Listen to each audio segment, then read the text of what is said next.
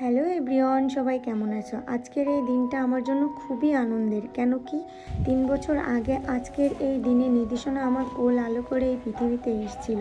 আজ নিধিসোনার 3 বছর পূর্ণ হলো, তারই সেলিব্রেশন করছিলাম কিছু বাচ্চাদেরকে নিয়ে।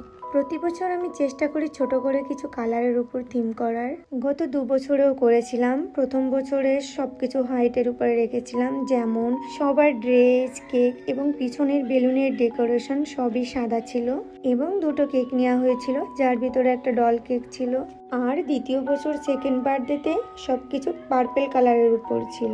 এবার যেহেতু নিধিসোনা অনেকটাই বড় হয়েছে, আমি ওর কাছেই জিজ্ঞেস করেছিলাম, মাম্মাম তোমার কি কেক চাই? ও বলেছিল আমার পিঙ্ক কালারের বাটারফ্লাই কেক চাই। তাই আমি পিঙ্কের উপরে সবকিছু এবার করার ট্রাই করেছি। এটা নিধিসোনার খুবই পছন্দের একটা মানুষ, ওর মামি, ওর সেকেন্ড মা বলা চলে।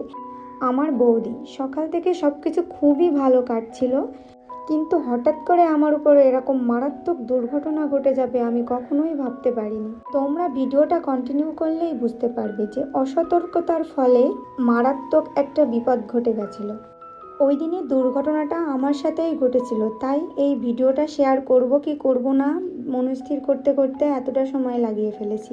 ওই দিন সকাল থেকে সব কিছুই ঠিক ছিল। ছোট্ট করে ডেকোরেশনটাও করে ফেলেছিলাম সকালে উঠে। আমি সকাল থেকেই উপোস করেছিলাম নিধিসোনার জন্য, ঠাকুরের কাছে পুজো দেব তাই। ঠাকুরের কাছে নিধিসোনার জন্য পুজো দেওয়ার পর 12টা-1টার দিকে এই বার্থডে কেক কাটিংটা শুরু হয়েছিল।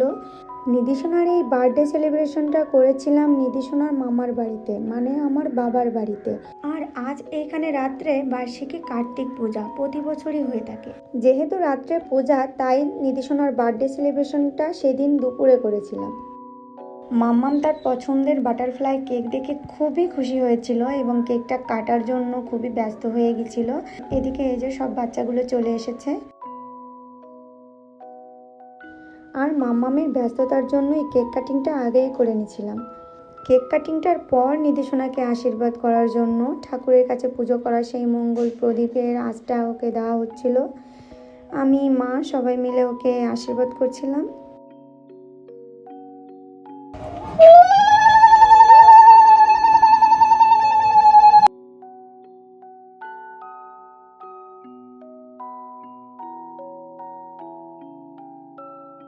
ঠিক এই সময়ই ঘটেছিল আমার সাথে মারাত্মক দুর্ঘটনাটা।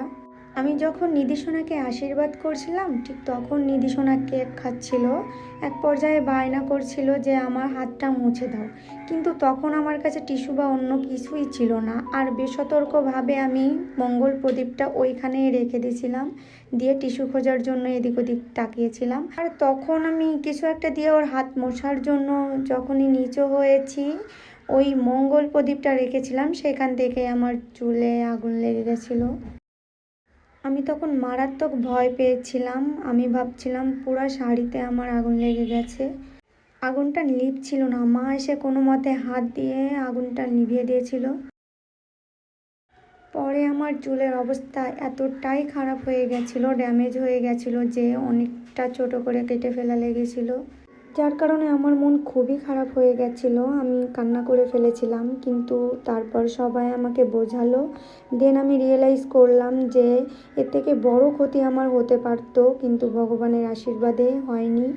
যাক, তোমরা সবাই ভালো থেকো এবং একটু সতর্ক থেকো, ভালো থেকো।